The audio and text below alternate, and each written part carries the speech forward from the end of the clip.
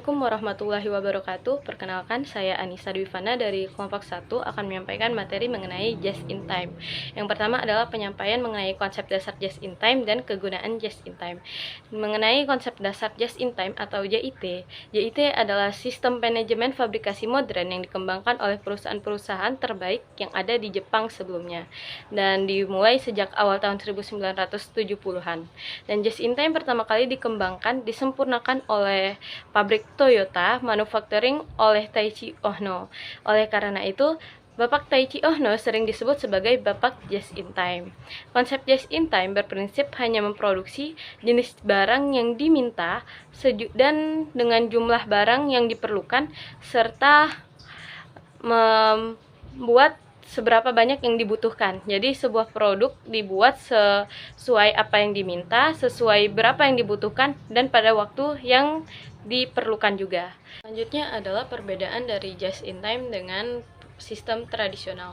Yang pertama adalah just in time melakukan sistem tarikan dan sistem tradisional melakukan sistem dorongan. Yang kedua, persediaan tidak signifikan pada just in time, sedangkan pada metode tradisional persediaan signifikan. Dan yang ketiga adalah basis pemasok sedikit untuk just in time, sedangkan untuk tradisional biaya basis pemasok sendiri banyak. Dan yang keempat adalah kontrak jangka panjang dengan pemasok untuk just in time dan kontrak jangka pendek dengan pemasok untuk sistem tradisional. Yang kelima adalah pemanufakturan berstruktur seluler, sedangkan untuk tradisional pemanufakturan berstruktur departemen. Yang keenam adalah karyawan berkeahlian ganda pada just in time, sedangkan karyawan terspesialisasi itu berada pada sistem tradisional. Yang ketujuh adalah jasa terdesentralisasi untuk just in time dan jasa tersentralisasi untuk sistem tradisional. Yang kedelapan adalah keterlibatan karyawan tinggi untuk just in time, sedangkan untuk sistem tradisional sendiri keterlibatan karyawan itu rendah. Dan yang kesembilan adalah gaya manajemen sebagai penyedia fasilitas untuk just in time, sedangkan untuk sistem tradisional gaya manajemen sebagai pemberi perintah.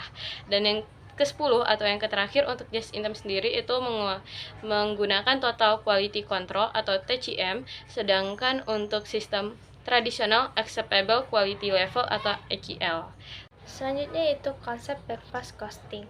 Backfast costing adalah pendekatan akuntansi yang memendekkan arus biaya produksi dengan tujuan untuk mengurangi sejumlah kejadian yang diukur dan dicatat dalam sistem akuntansi.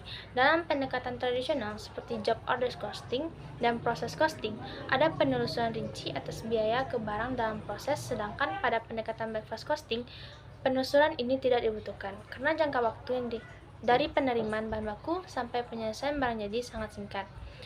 Terdapat karakteristik dari konsep backfast costing, yaitu dapat dipakai pada perusahaan yang telah menggunakan sistem just in time yang telah dijelaskan pada teman rekan saya sebelumnya.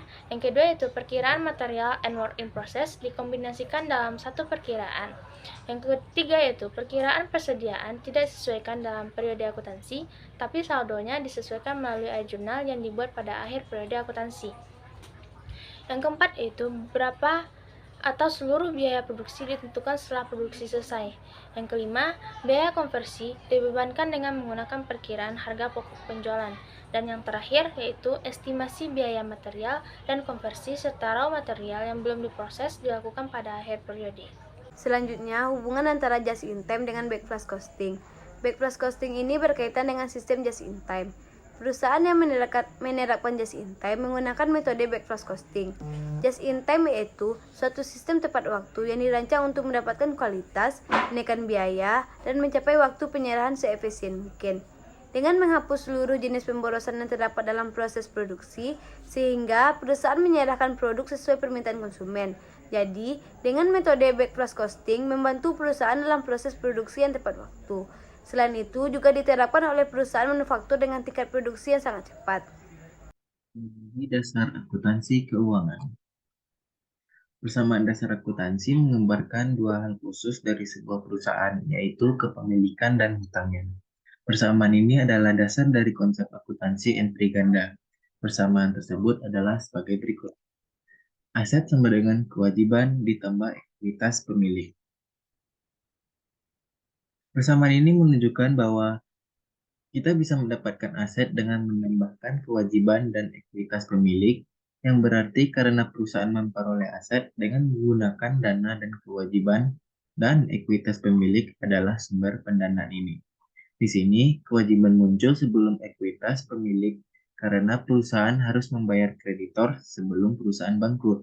Untuk alasan ini, aset dan kewajiban lancar disebutkan sebelum aset dan kewajiban jangka panjang dalam laporan keuangan.